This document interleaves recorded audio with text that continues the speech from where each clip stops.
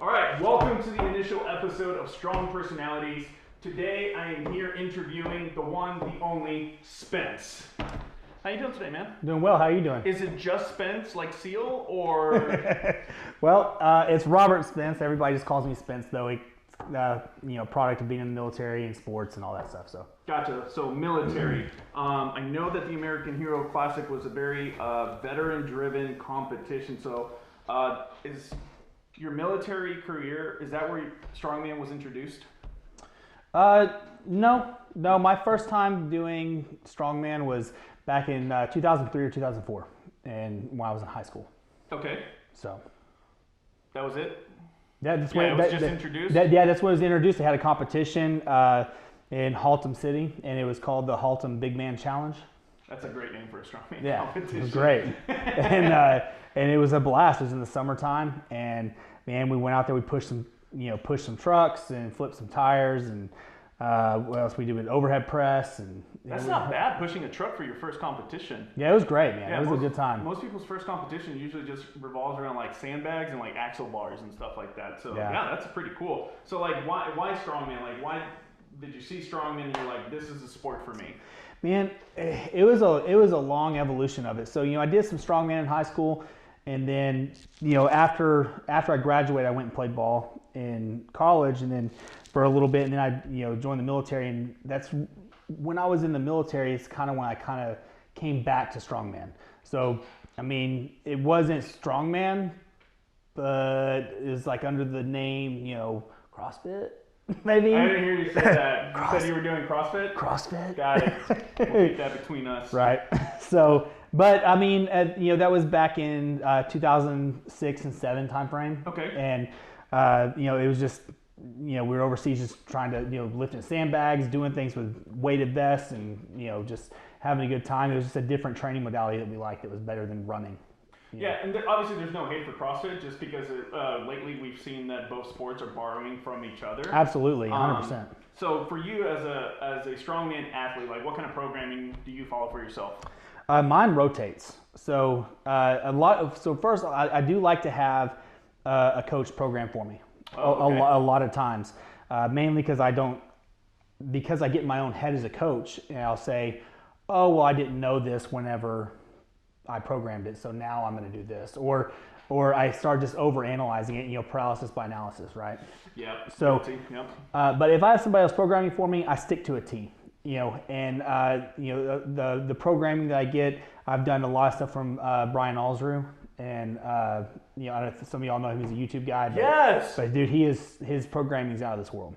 Yep, that's how I was actually introduced into strongman myself. Watching his videos, they randomly popped up, and I was like, sure, I'll watch this. And yeah, he's awesome. Yeah, he's awesome, dude. And it was great. He has so many different ways of doing programming that I can rotate it out through doing conjugate for a little bit. I can do linear periodization. What's the conjugate one? Because I've heard that one in the strongman community since I've entered it here in the last few years. What is that? So conjugate kind of stems from Westside Barbell. If anybody knows Westside Barbell out of Ohio, it's Louis Simmons. If you've ever picked up a barbell and done any kind of programming, he's influenced it 100%. So if you don't know him, get to know him.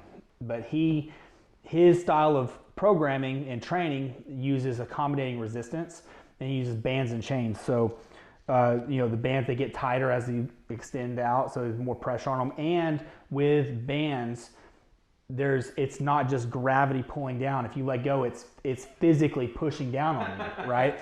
So please don't let go. Right. So, but chains, it's the same concept, just without that active resistance. And then they do an alternating sequence, right? So they'll do a max effort day and a dynamic effort day, in the same week, and they'll do upper body and lower body. So it'll alternate though, because they'll have a squat day week 1, week 2 it'll be deadlift for the max efforts, and then it alternates on the dynamic effort days, which is a repetition method.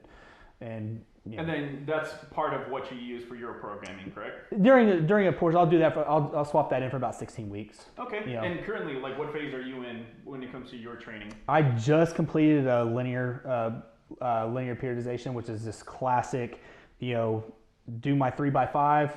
I complete the reps. I jump at 5 pounds. It's like a starting strength method or strong lifts 5x5. Yep. So yeah, something similar to that. I had I had a surgery last year where I tore a tricep, and like all 3 heads, or no, just the long head. Yeah, that's a gnarly yeah. scar. So when that happened, I kind of had like a reset. So Okay. I said, you know what, I'm gonna go back to the beginning, do a linear periodization, and just take it up, see how far I can take it. And we ended up running it almost 18 weeks. So it was Nice. great. And you obviously saw the results that you wanted. Yeah. Like, how have all those training programs impacted like your competitive career? Are you happy with the results? What are you changing after each event? Yeah, no, I love it. So like all the different training programs just keeps everything fresh. Okay. It allows you to continue to make progress over time. So if you do this, if you find yourself plateauing, it's probably time to change things up. But you can't fall into if you don't see results in a couple weeks, still give it time. You got to look at it. A lot of people hop programs or hop coaches, right? Yep. So they'll go from coach to coach to coach. Like, I can't ever get anything. Well, you're never given it enough time. Yeah. There's not many programs out there that don't work. Almost all of them work. You just have to do it right. I've heard some coaches say that the best program is the one that you stick to. 100%. Yep. Yeah, it doesn't matter what you're doing. Just stick to it. It will work. It's when coaches really shine is when they take someone who's super advanced and they continue to make progress with them. The first couple of years, it's if they're not making progress, you're doing something very terribly wrong.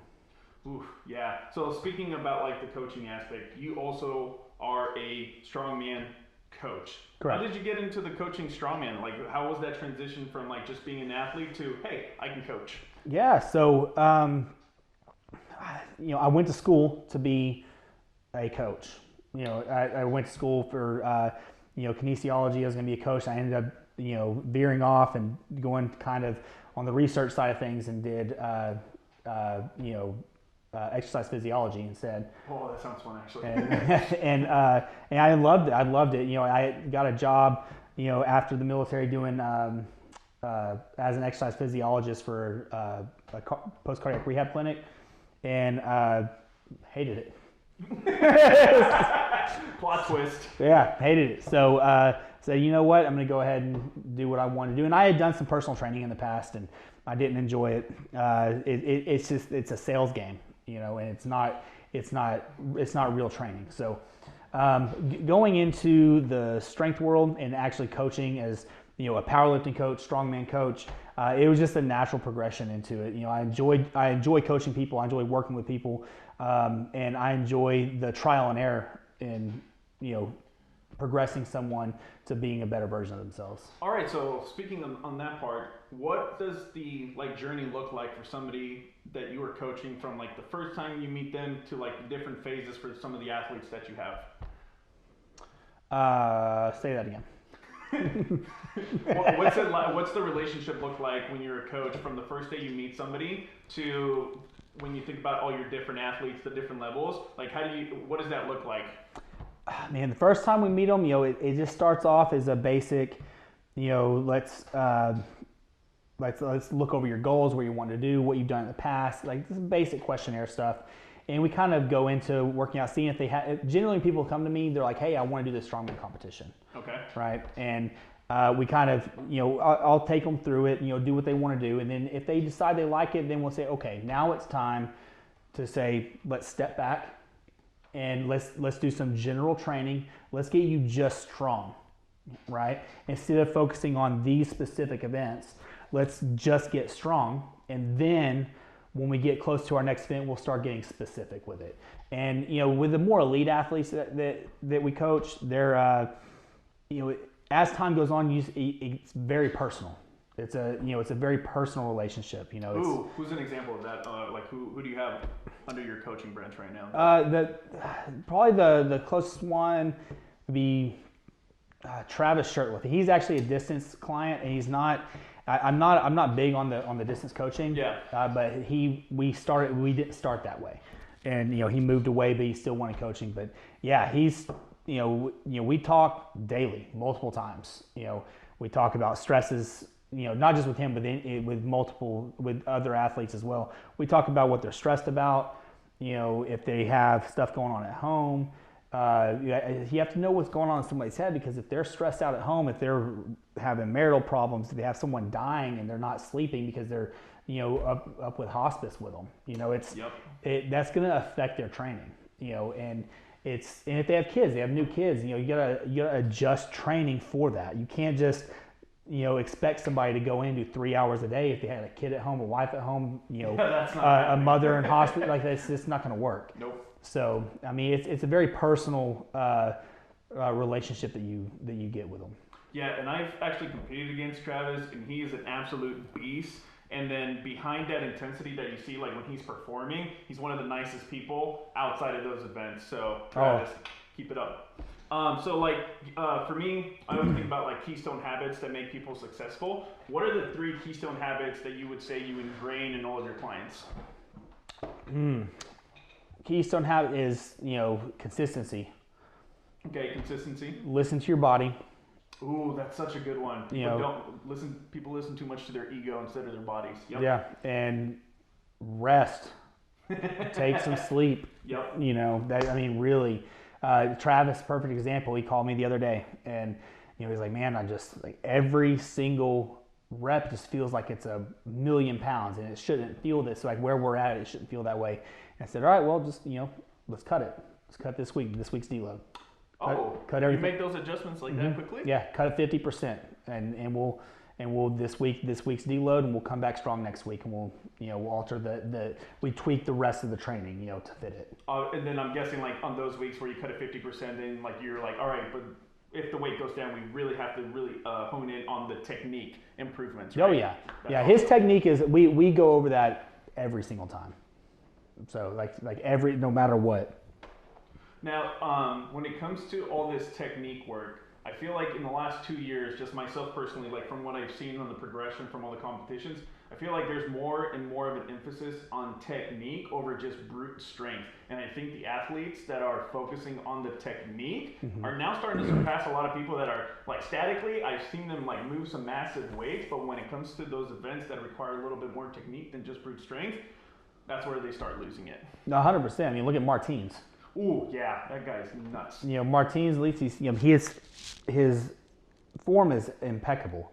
And if you pay attention to his training style, right? He never really gives out his training program, but if you follow him, you can kind of piece it together, especially if you're familiar with how he does things or with training methods.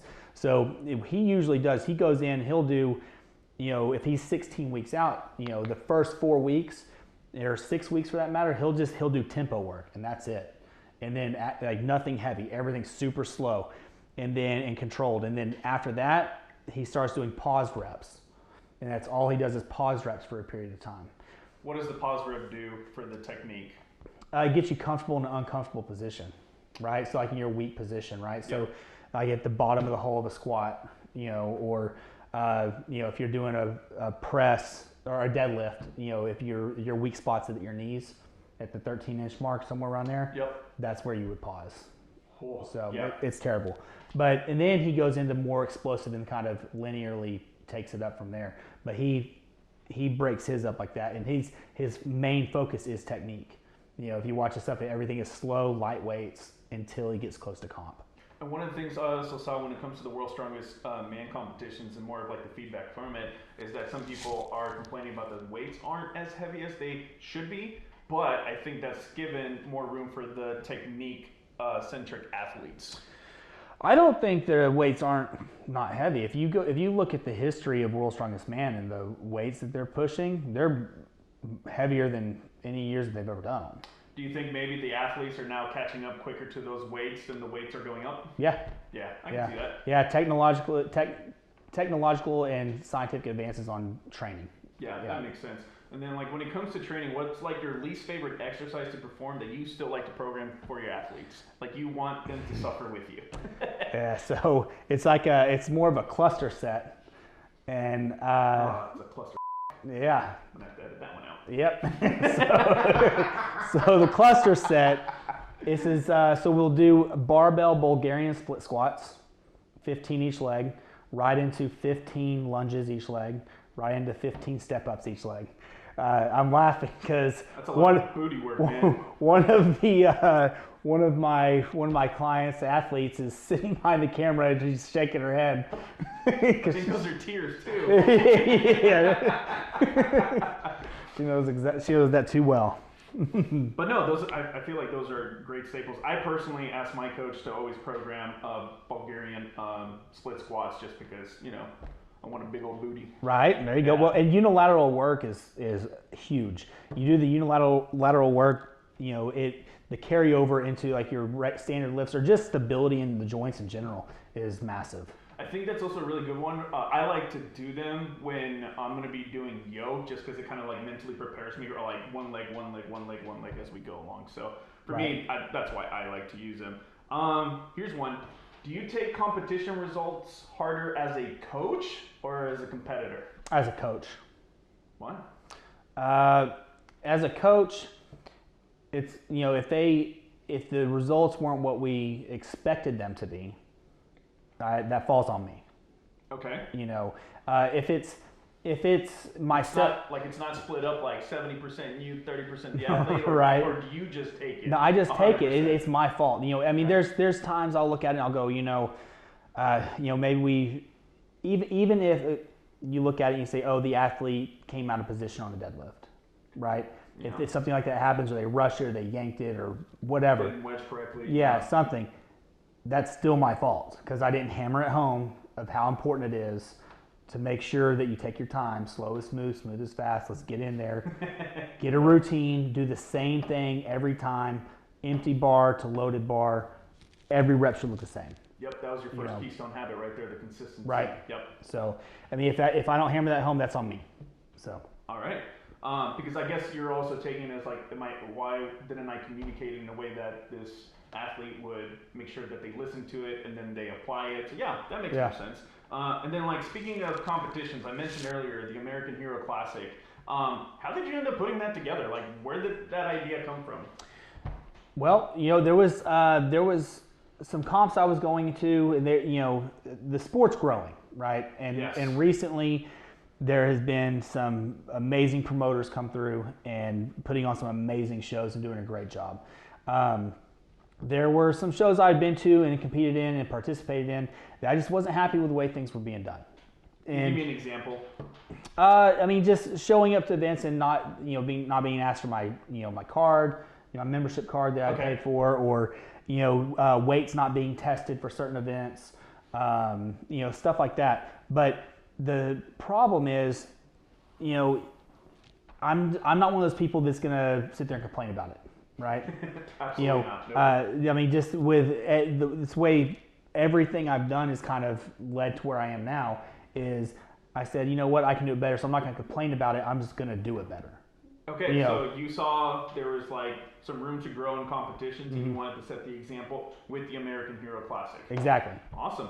Now, is the American Hero Classic the only event that you're going to do on a yearly basis? Is there plans for more events, or what are you thinking? So the goal is to have a bunch of different events. To have multiple events. So we have American Heroes Classic. We have some other stuff in the works we can't really talk about yet. But we also have the Husafel, the Stone Series at the Sherman Celtic Festival. Ooh. It's actually coming up here in a couple weeks. Yep. And it's in what we've created an organization called the Strong Comp, or TSC. So if you search anything on Facebook or Iron Podium, and you put TSC in the search bar, it should pop us up. That way it's easy to find our competitions. If you find a competition that has TSC on there, it's going to be a professionally ran show. Nice. So it's not you as an individual trying to create better. You're building a team that's also exactly. Their main goal is to create those quality competitions. Exactly. And it's very true. Again, I've only been into strongman,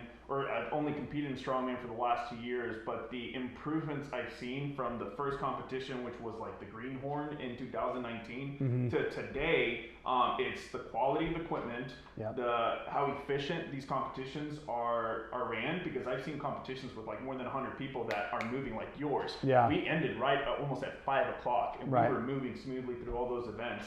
And then two of the big things that I've noticed too is the different weight classes and the different divisions have been booming, specifically the women's and teen divisions. Yeah, definitely. They've been jumping up huge. The teen divisions is something I really hope to see grow. Okay. I feel like with sports, if you want to grow it, you have to grow it at the bottom end. It's And then by bottom end, we mean like the younger participants. Yeah. Not like a quality end or anything like that. Just the younger, like as you're getting into the sport, right? So I mean, you look at football. Yes. You have Pee Wee, you have junior high and high school, then college, then NFL or arena or whatever you want, right? In XFL next year. Yeah. Hey, maybe. Yeah, we'll see how that goes. But it's just the way. It's like a natural progression with strongman. Right now, we have a little bit of a teen thing going on, Okay. but not much. And we're trying as far as the whole, the sport as a whole. Yes. And I think if we can really, get high schools involved and get the kids involved, I think the sport will make a massive jump in a very short time. So instead of waiting, years and years and years to grow, I think in a matter of, 2 or 3 years, you get these seniors graduating, these juniors going through senior year, then graduating, sophomores going through junior, senior year, then graduating. And now they're looking for ways to stay fit, to, be active and do things. They're like, hey, I can still compete and do this, looking for that competitive outlet. Hey, I did strongman in high school, I can still do that. And then when you think of like the majority of athletes in a school, they usually revolve around football. So like when you see a lot of like the big explosive, like strong movements that they're used to in football, it's a natural transition to see it at the strongman. 100% is, and and they have 7-on-7 for the skilled athletes, and for the linemen, there's not much stuff going on for the guys down the trenches, No. And a strongman would be a great sport to throw them into. I would have loved to have had strongman right after. I was just doing like bro sessions at 24-hour fitness after I graduated. So yeah, this would have been an awesome sport. Story of our lives, man. Yeah. It's like, what day is it today? It's chest day 3. Yeah, chest, arms, legs, shoulders, back. Exactly. I'll never forget that cycle. No, the only thing we would do on a regular though was the deadlift, but besides that, it was always upper body. So if you had a dream competition and you had like your top 5 events, money was no issue, space wasn't an issue, time wasn't an issue, what would be your 5 dream events for a competition? Man, 5 events. I think my favorite one is going to be a car flip. So like a roll the car, Yeah, right? Hulk smash. Right. Car flip. Got to have classic Atlas stones at the end. Yeah, that's A safe press.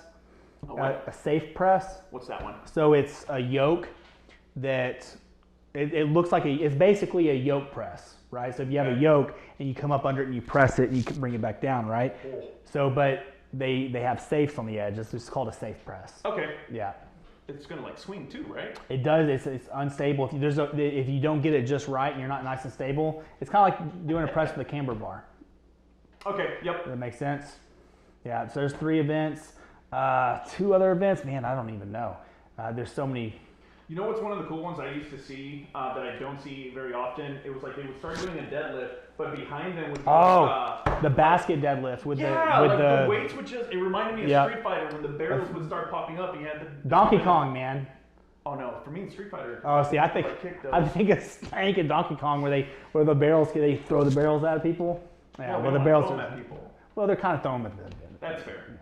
But yeah, so that one's like the deadlift, and it like after every rep they just keep adding like a. They add a barrel. It's like 300 pounds or yeah, something or like okay. that. I thought that was so cool. Yeah, that would be a great one. Yeah. So speaking of all these competitions, who do you think is going to win 2022 World's Strongest Man? Man, if he comes in healthy, it's Martins. Really? I really think so. He's such a tactician, dude. So you have him, but Matusz or Mateusz Kieliszkowski. Yeah, Poland. Poland. Right? Yeah. Hopefully he can. If he can get past his injury, he'll be fine. He tore his tricep not too long ago, and he hasn't quite given it 100% since. But if he gets past it, he's a force to be reckoned with. He's insane. What about Brian Shaw? Like who just won it last year? Tom Stoll? No, not Tom. Tom's a great backup on it too. I think any one of them. There's so many that can get it this year. Tom's one of those guys. Either he's on or he's not. Yeah. He's on. If he's on, man, he's tough to beat. But if he's not on, I mean, he just kind of snowballs downhill. But then you have, He has to have like a perfect run for him to be. Yeah, I'm gonna go ahead and throw a wild card out there though. Evan Singleton. Ooh, spicy. Yeah. Why him? Like what kind of results have you been seeing from him lately? Man, he is consistently getting better and better and winning competitions. And he's training with the right people, and he's doing the right things. And I'm guessing, like, with those results, he's obviously staying healthy, too, because that's a huge thing going into World's Strongest Man. He did tear a bicep at World's Strongest Man 2020. And, man, it hasn't phased him a bit. Yeah. Hasn't phased him a bit. So. That's good. So, for you, what are some of the examples of, like, the evolution of the sport that you see, like, in competitions outside of the ones that we've talked about already? We've talked about the growing divisions. We've talked about the quality of the events going on. What else do you see, like, from the athletes that has improved, or maybe they have something else that they have access to? Because you talked about, like, the technology that's helped people get better results. Yeah, I think just knowing better about how to prepare yourself for competition. Like I said, Martins, look at him. He's 6'2". Look, I mean, Eddie Hall, he was a freak. He was like over 400 pounds. But you look at Novikov, Martins, Litzis, hell, even Nick Best, and who are the other guys? I mean, they're normal sized guys. I mean, relatively, And I think with the experience from like the last 20 years, I think you've seen an improvement on like all the equipment that we use for competitions, and then the accessibility for a lot of the equipment that we actually use in competitions. I've talked to a few people that were doing strongman like in the late 90s, early 2000s, and they would hear some of us complain, oh, we don't have a circus dumbbell. And he was like, I had to make my own circus dumbbell. Right. And then a lot of the equipment that you see strongman use today wasn't even available like in the 1990s and maybe even early 2000s. So I think the accessibility to that type of equipment is another big boost to the quality strongman competition that you see nowadays. And then like when we talk about that equipment, I think you saw an opportunity to get back to the community by making more equipment readily available to like the everyday strongman competitor that you only see at the local, not at the national level. Yeah. Can you tell us a little bit about Revise? Yeah, no, absolutely. So, I always grew up with my father telling me that strength sports is the blue collar sport. It's a sport that anybody can do. Yep. Right. You don't need any equipment. All you need to do is be able to get to a gym. And recently, you've seen that there's so much equipment out there, so many specialty things that it can get expensive quick. Yes. And I mean, with these fancy things right here, these grip shirts. Yes, this is my custom-made grip shirt, which is, by the way, his favorite custom shirt of all time. He said it outside of the camera. It is. Don't worry, we don't have to film it. Yep. But yeah, this is one of your custom Revised shirts. I got this for the American. Yeah, it's still good and actually. grippy too, man. Yep. Yeah, I love it. It's interesting because we haven't been making them very long, and so I'm interested to see how long they'll last. Don't worry, I know you want to touch the shoulders. It's Yeah, okay. yeah, that's right, buddy. But yeah, so Revise, where did the journey start? Was it always Revise? No, or so is it Revis? it actually, it's definitely Revised. Revise, guys. But people call it Revis all the time. It's Revis or Revis? Yeah, it's all the time. It's Revise. Revise. So it's my fault. I can't spell. So. He can't smell either. Yeah, but it was originally Manster Athletics. Manster? Part man, part monster. Oh, I was thinking part hamster, part man. Right. So this right here is actually the very first shirt we ever made, and this was, and this is like we added on to it because it was only like a little bit. Yeah. But we were just testing it out. Had no idea what we were doing. I mean, you can tell here, everything's backwards. We put these letters on here. Everything's backwards. We're I testing. just realized this says power. Before we were rudely interrupted by the battery on my camera, we were just touching on manster. Half monster, half man. Not half hamster, half monster. Right. So basically, Let's roll to get you with that. let's roll back into this. So, yeah, we started out as Manster Athletics, part man, part monster, but the studies are like we did basically crowd studies and nobody liked it. So we ended up with Revise, and this was actually our first shirt. We did all the M's on the back. We tested them out, and they gripped really well. This isn't perfect, but it did work. And we didn't know what we were doing. All the words are backwards on here. Different grip patterns we were testing out. Obviously, we ended up on this one up here, but. And what was the logo? It was Manster, be a savage, lift savagely. Yeah, it was just, I was just making something up to put on there. That's my approach at the buffet line. Yeah, be a savage, eat savagely. No Right. utensils needed here. But yeah, This is where we started. Where are we now? yeah. So we ended up, this is where we're at. This is very similar to the one that you tested back at the Europa, Yes. and yours was a white shirt with a Yep. black logo. But man, this is where we're at, and it's a great shirt. We took one of your suggestions and we filled this area in with grip. Yep. And it makes, it's been a super well performing shirt. We made the words on the back a little bit larger, that have a larger grip area for yokes and The circus dumbbell, that's where I saw the biggest yeah. help with that, because you can actually set it and it's not going to move. Yeah, once you actually get it back here, we have this larger grip back here. It actually sets on it for the circus dumbbell, and it helps quite a bit.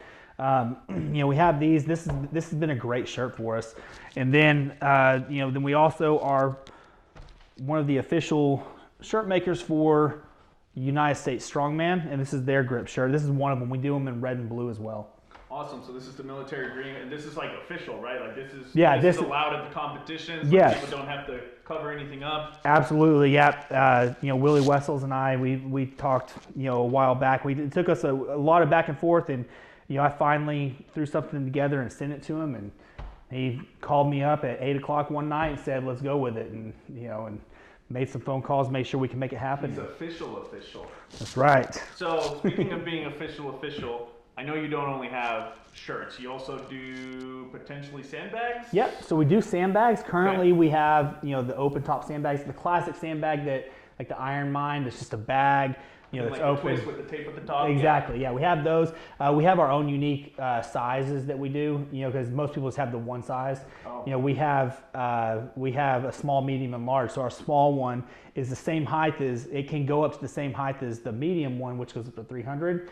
The small one goes up to like 175, and instead of being, I forget what the inches are, but it's 40 centimeters on the medium one, and it's 28 centimeters on the smaller one. So it's smaller around, but what that does is it gives you a better, it's a better carryover for warming up to your larger sandbags. Awesome. So we have the shirts. Do we have anything in the future coming up that you're? Yeah. We have throw bags coming out, which are awesome. They have the great rubber, stiff rubber handles on them, Velcro zippered, rolled up on the inside, double layered, embroidered logos.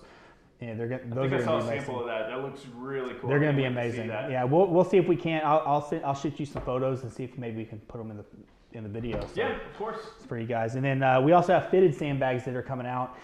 So they're anywhere from 100 to 400 pounds, and they're in different size increments. So you don't have to use the tape and the zip ties. Those are the ones that have like the Velcro and the zipper, and they're designed to have that like whatever That 100, weight. 150. Okay. Exactly. Yep. Yeah, we have those, and then knee sleeves, elbow sleeves, hot pants. All that stuff is very, very soon. Yeah, that's awesome. So it's expanding. So speaking of expansion and being official, I've noticed that you've been announcing Revise athletes. Yeah. Who's on your roster right now? So right now we have Jonathan Lester. Ooh, he's awesome. Yeah, Yep. yeah, he's one of our pros, and we have Travis Shirtliff, which we talked about earlier. Yep. We have Christine Matthews, also known as Panda or Panda Power. Oh, Panda. Yeah, Panda. I love her Insta. She's awesome. And then we have, Mighty Mouse, Chelsea Morgan. Yes, Chelsea Right? Morgan. You just announced that this week, Just right? announced it. And we are super, super pumped to have her on. And Christine and Chelsea are both competing at the Arnold's here coming up. That's like in 2 weeks, right? Yeah, it's going to be awesome. Chelsea's doing a deadlift salute, and Christine is doing, strongwoman. So, and she's like, we're expecting big things. They're going to kill it out there. No, that's awesome. How did you end up like picking this roster for Revise? Like, what makes a Revise athlete? Man, somebody who loves the sport, Okay. and you look at each one of them, and they are doing more than just being a competitor, right? Yep. Each one of them is trying to do something further with the sport. John Lester is a state rep for USS in Texas and Oklahoma. He is also, a pro strongman. He's trying to, break into that world. He will, in my opinion, break, at the very least, a national record, if not a world record on the log. Oh yeah, every time I see his log, I'm like, oh cool. He's shoulder pressing what I squat. Motivation. Yeah, no, 100%. And and on top of it, John Lester's one of the nicest people you'll ever meet. His home gym is open to everybody. He means it. He will bring you in. He'll tell you everything he knows for free. Yep. And I mean, he's awesome. I met him at the Cupid's Clash last year. Yeah. And That was his first show. That was his first that show. he put on. And him and his wife like killed it and everything, but every time he was like waiting between events, he was like crossing his arms, very stoic looking. So during the event, I would make it a goal of trying to make him laugh. Yeah. While I was competing, and I got pictures to prove that I made you laugh while I was doing shoulder presses. Yeah, so buddy. I win. I remember that competition, man. You almost passed out after a Denny deadlift. Yeah, and Who caught you? You were there to catch me.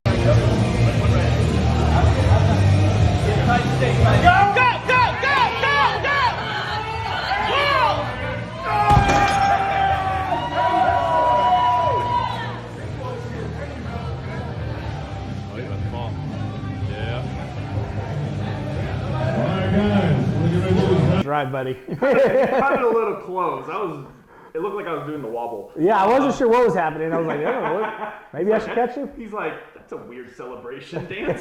But yeah, you definitely caught me. I'm so glad somebody caught that on camera because I don't actually remember finishing the Diddy deadlift and then where you caught me. I just remember looking at you and I was like, oh hey, what's up, man? Yeah. How'd you end up in my arms? Look at that. Look at that. So I have to ask this question on a very serious note. This comes from one of your actual athletes, and it's, who is your favorite revised athlete and why is it Panda? Man, why is it Panda? Yes, Panda. Well, she's a strong panda. A very strong panda. Yes, I mean she's going to be at the Arnold. She's Right. freaking strong. No, I don't have a favorite. I really don't. See, you heard it here. He doesn't love any of y'all. You're all equal scum.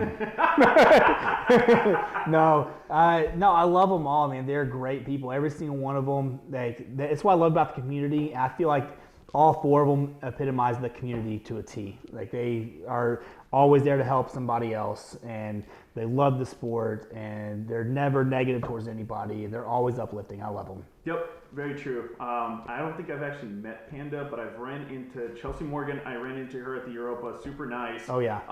Jonathan Lester, like we've mentioned, I've talked to him quite a few times at different competitions. And then I've also Travis. I've competed against him. I cheered him on. That guy is a class act. Y'all trained together at my place a couple times, or once. No, yeah, it was a couple of times. Okay. Yeah, Yeah. for sure. I think like the first time, just because I had just mentioned you invited me, which was awesome. 'cause Right. I was still like finding a strongman community. And then the second time was to test out this awesome custom shirt, which is his favorite. You heard it here, Polar Blair. You hear, yeah, Polar Blair trying to take my bear.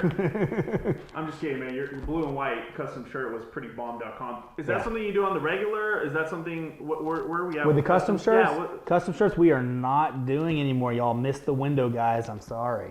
You couldn't top this. So. Yeah, once I want to go out on top. That's all I want. Go on top, so No, there you go. honestly, we just the company has grown so fast. I don't have time to do custom shirts. I mean, it's to sit there and do designs for an individual, like one single shirt. I can't justify the time. Yeah. And I'm not a computer whiz, so it takes me probably 10 times as long as somebody that does know what they're doing in a design software. Man, if you get to a point where you can make these efficiently, I think that's going to be a great enhancement to the individual athlete to show off their personality at competition. They'll definitely come back. Definitely come back. It's just a matter of time, and we're still doing them for like gyms and stuff that, if we're doing an order of 20 or if it's going to be an ongoing relationship. But for the individual shirt, I just don't have time right now. Makes sense. But we will. As soon as I get our manufacturer, taught, like, you have to, can't think of the word. I wanted to say, I wanted to say learned up. Once the manufacturers all learned it in. Yep. Once educated, once they get caught up because we're way behind on shirts right now. I feel like everybody that is creating custom, not custom, but anybody that's creating product that needs a lot of different material, they're running behind a little bit just because everybody is running behind on equipment just because there's such a shortage. Yeah, absolutely. Our grip material is way behind. Really? That's behind. The big one? That's the big one. So I want to go into this last section. It's just the questions that a lot of the strongman groups asked. So I got the top 4. Okay. You ready for this? Got it. Let's go for it. What is a crazy expensive piece of equipment you would buy if money and space was not an issue?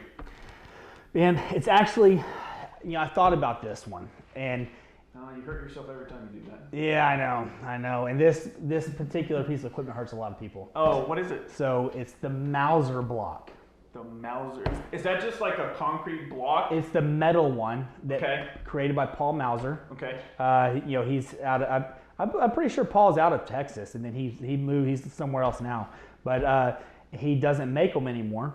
And then he sold the rights to Texas Power Concepts, and Frank Gonzalez makes them. Okay.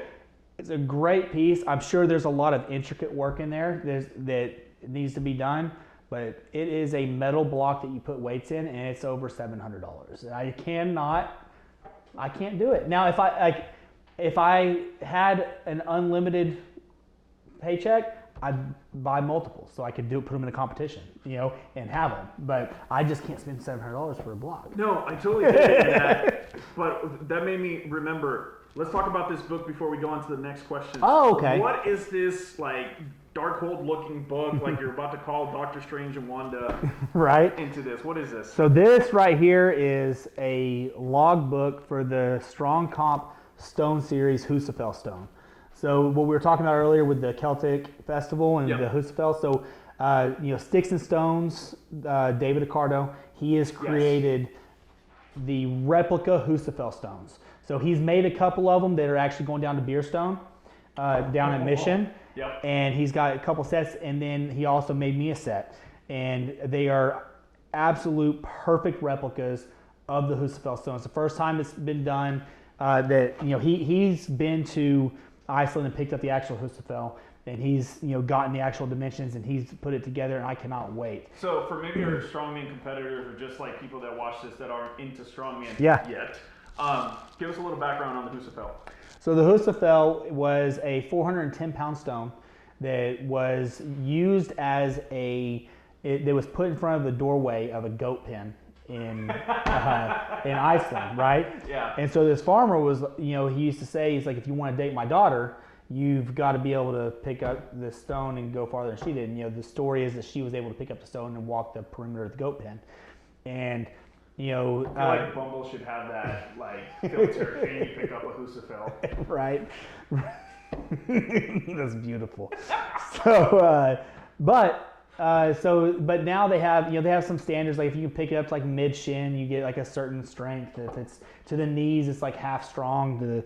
If you're able to pick it up and walk with it, it's full strong or full sturker. I can just imagine those little stickers instead of 13.1 miles. It's just half of a Husafell drawing. Yeah. Beautiful. Boom. You're welcome. That's right. It's happening. So anyway, this book.